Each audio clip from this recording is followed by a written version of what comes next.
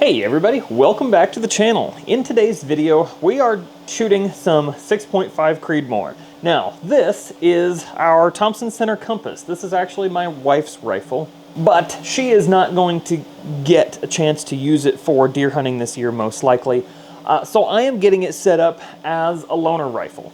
The last time this was shot, I shot a couple deer with the 130 grain Sierra Gamechanger, but I never did a video about working up that load. Also, I didn't write anything down for it when I did it. I don't know why, and maybe I did write something somewhere and it just wasn't in the load book for this rifle. Either way, I had to do a little bit of working backwards to figure out what I did for this load. Before I get too much further, I do want to apologize for the noise in the background. My 3D printer is running on the other side of the room here, and it's in the middle of an 11-hour print, and I don't want to stop it. I am printing a 100-piece cartridge tray for 6.5 Grendel case head size. And as a reminder, if there's anything you see me using on the channel that I've 3D printed and you guys want one, send me an email and we'll see about getting you one. The channel's small enough, I think I can still offer that. I'm not selling anything commercially or anything, but I can get some of my 3D printed items to you guys for the cost of the filament and print time. Also, standard disclaimer, don't try the loads that I'm about to shoot without working them up for yourself. These loads today are within published load data, but again, as always, start low and work up. All right, back to the rifle and then we'll talk about the load. This is the Thompson Center Compass in 6.5 Creedmoor with a 22-inch barrel. On the front, I've got the Silencer Co. Scythe TI. I put the suppressor on everything bolt action. It is sitting in a Boyd's Spike Camp stock. And the scope on top is an Athlon, I don't remember which one this is. An Athlon Talos 3-12 by 40. This scope is kind of a piece of junk, but it holds 0, and that's really all we need it to do. The load for today is the 130 grain Sierra Gamechanger with H4350 and Winchester WLR primers. I did find a test before that I had run with this rifle where I shot this combination. I just couldn't remember what I decided on. So I had 2 cartridges left with this load. I first measured them, then weighed the powder, and I tried to figure out which powder I had used. I couldn't remember whether it was H4350 or whether it was Varget. But I had done a test before, because I'd done tests with both of those before. I weighed the powder and it came out to 42.9 grains, which was exactly the same as a charge of H4350 that I had tested in the past. And that's way too high for Varget. I think the Vargets were in the like 38 grain range. So several grains lower with the Varget. The powders look identical, so I wouldn't have been able to tell otherwise, but that's what it ended up being, was 42.9 grains of H4350. There are other powders that would work well for this as well. I could shoot Varget. It would be about a max load of Varget, and we're a little over a grain under max with the H4350 according to Sierra's data. I think they go up to 44 or just a little bit higher. N150 or N550 I think would both work really well for this load. Maybe even a little faster burning would be fine, especially since we've got a shorter barrel. But anyway, H4350 is what I'm going with because that's what I had before. Overall length is Sierra's listed data at 2.810 inches. So that's what we're going with. It seemed to shoot fine before. I have not shot this rifle in a couple of years. So I wanted to shoot 2 5-shot groups of this load today to see how it does. If it shoots halfway decent, we'll just keep this load. If it doesn't, then we'll play around with it, do another ladder test with H4350, maybe another powder, maybe more sating depths, that sort of thing. I think this is going to shoot just fine. Anyway, I think that's enough introduction. Let's get out to the range and shoot these 2 5-shot groups. All right, it is a beautiful afternoon. A little bit breezy, not too bad. We are out here on the range. Target is at 100 yards. We're going to start on the upper left-hand target there. I'm not entirely sure where this rifle is hitting, so I'm going to possibly adjust after the first shot. We'll see. Okay. Oh, you know what? I don't have the chronograph set up. I was hoping to capture velocities on this. Brass looks fine, of course. Let me get this lined up, and I will zero to that shot. Again, this rifle has not been shot in a couple of years, and it was not with this suppressor on it, so. Let's try again here. Oh, I'll set up the chronograph. We were getting a velocity of about 2730 before, or 2770 on this load before. And I went up by 1/10 of a grain. So we might be, you know, around there or a tad higher. We'll find out. That's a little better point of impact. 2841 for that shot. Wow. Not sure why this is so much faster. Brass looks fine. This rifle always craters primers, and it is just a little bit. A lot of my rifles do that. Just making sure of my brass. This brass, as I verified on this, has a tiny bit of an ejector circle before. I believe I was shooting hotter loads, or hot loads in it through the Bergara. And not too shabby there. We got an average of 2846, extreme spread of 26, a standard deviation of 9.7. Okay, and that did freshen up a shiny ejector spot. I don't know why we're hotter on this, but it seems to be shooting okay. I may have to bump the powder charge down. I'm gonna give the barrel a second to cool down, and we'll shoot another group of 5. I may have to bump the powder charge down. It would have been a different lot of H4350 before. So that could make a difference. The bullets, it's the same box of bullets. All right, next group.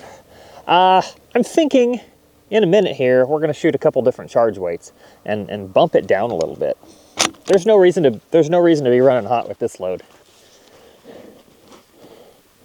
We got plenty of velocity to kill deer. I did make a scope adjustment. We'll try to center this group up a little bit better. Well, that shot was certainly not centered. We're a little hot. That was a heavy bolt lift. Dang. Well, that's you know, within 1/10 of a grain of the same charge as I was shooting before. Yeah, not going with this load. And this, remember, this load is a full grain of powder under Sierra's listed max.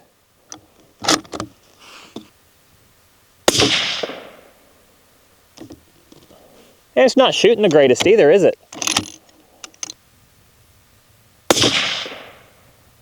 Not terrible. I mean, plenty good, but not the greatest. Average. So that's now 10 shots. It looks like it missed. Oh, I forgot to record the first shot. So the average for 9 shots is 2842.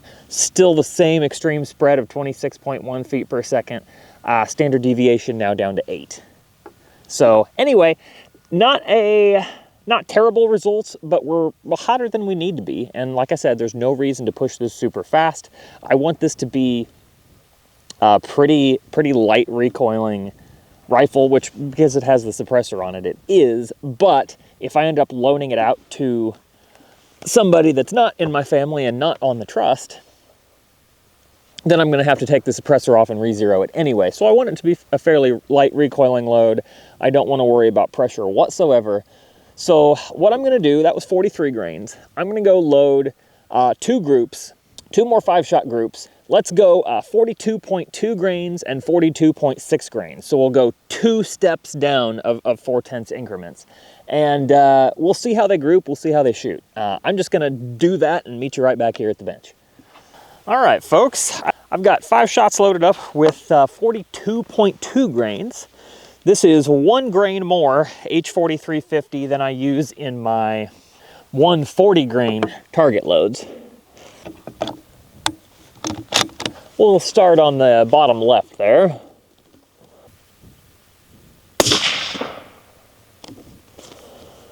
Down to 2811. still way faster than the last one was shooting, and I don't know why. Pretty good primer crater still.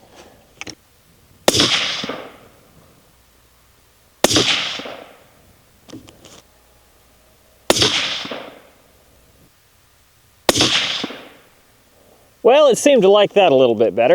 We got an average of 2801, an extreme spread of 22.5, and a standard deviation of 8.8. That's much better, much better.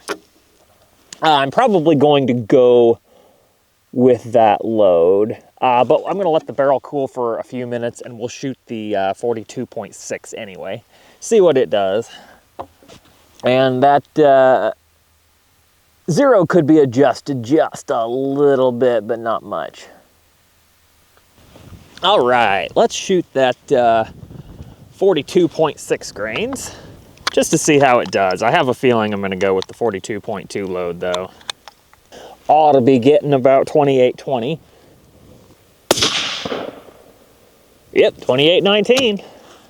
You know what? There's that shiny spot on the brass again. I'm going to shoot one more shot, but I probably won't shoot the rest of this group. I'll just pull it. And back down to 28.10 and no heavy bolt lift. That's kind of telling. I'll shoot the group. What the heck.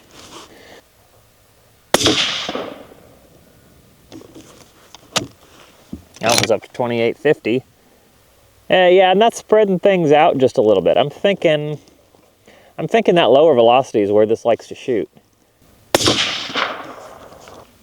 Now I kind of want to shoot one below 42.2.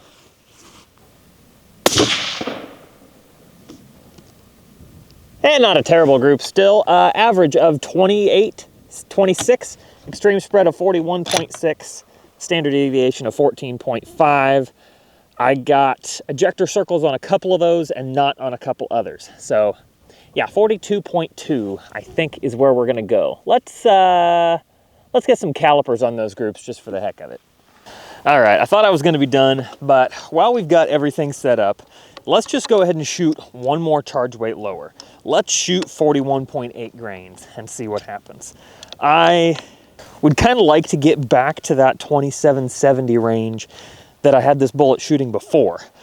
Let's go for that bottom right-hand target and see what 41.8 grains gets us.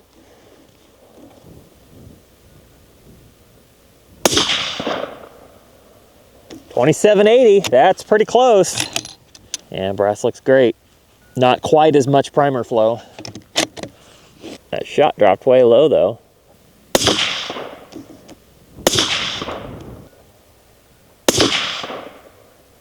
Not sure why that first shot dropped so low. Rest of them seem to shoot really good. Of course, it's hard to tell because the clouds are coming over and this scope is kind of awful in lower light. Average of 2779, extreme spread of 23.3, and a standard deviation of 7.8, which is right where we've been with the numbers. I'm not displeased with that whatsoever. All right, now let's get into the bench. All right, let's have a quick look at this target. So the first group shot 0.94 for the 4 shots after I moved the scope from there to there. The second group was 1.15 for the 4, but then threw this crazy flyer. So this was all with 43 grains of H4350 at overpressure. Then the next group we dropped down to 42.2 grains and shot the smallest group of the day at a 0.65 inches. 42.6, 1.14, 3 shots in that hole right there. Then the next, I dropped down another charge weight from this one to 41.8 and shot 1.33 inches. Again, 3 shots touching in that little hole right there. It was like 0.8 something for those 4. Anyway, again, you see why we don't shoot 3-shot groups, right? Because we could think this is a quarter-minute load, you know, a few of these. Shot, you know, that one would be like a 0.15 or something. I don't remember the order the shots were shot in, but you get the idea. I'm sure there's somebody watching this video saying, yeah, well, you shouldn't just shoot 5-shot groups either, because you might think this is a 0.65 load, where it's really probably more like a 1 or a 1.1 minute load. I get that. If I were to shoot a 10-shot group, which we might do in the future, this load may shoot way bigger than 0.65 inches, and I'm sure it would. The point for this test is I was just kind of doing a rough load development to try to get a load that will shoot decently in this rifle, as good or better than factory ammo would. I don't have factory ammo to shoot in this gun, so I don't have that to compare to, but, you know, this is plenty good enough. I will adjust the zero and get it perfect when I load up more, but I am going to go ahead and go with this 42.2 grain load.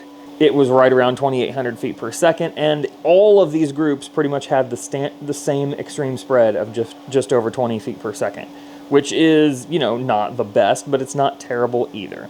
I know I say that a lot, but for these hunting loads, especially for the couple hundred yards that this gun is going to shoot at maximum, stuff like this and even stuff like this shoot plenty good enough for that.